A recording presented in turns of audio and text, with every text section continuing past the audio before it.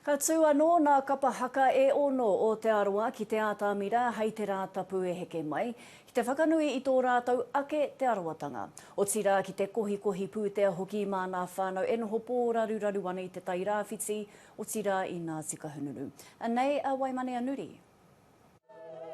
Toko ono ngā kapa o Te Arawa i tū ki Te Matatini, ā ka hoki mai ngā kapa ki te tū anō i te ātāmira ki Rotorua, hei pena pūtea mo ngā whānau i Waipukea i Te Tai Rāwhiti i Ngāti Kahungunu hoki. The chairperson spoke with some of us about the possibility of doing a concert of the 6 kapa that went to Matatini to support the flood victims from Kahungunu and Te Tai Rāwhiti.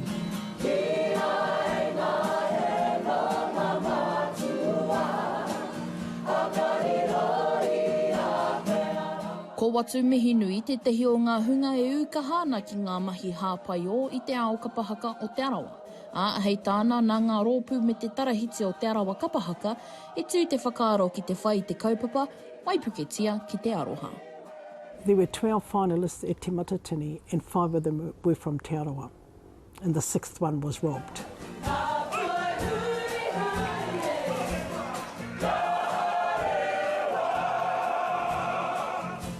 If you appreciate kapa haka and you are a proud Māori, not necessarily Te Arawa, and you want to see some fine kapa haka exponents at work, come to that day.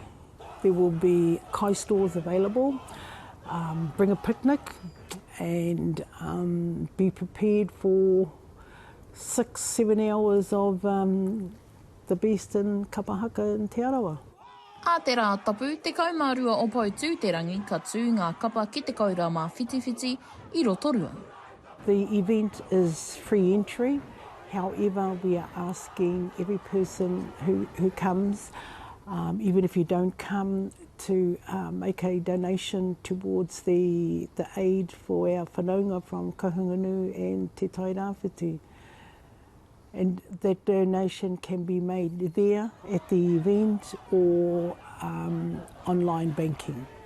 And that bank account will be posted shortly.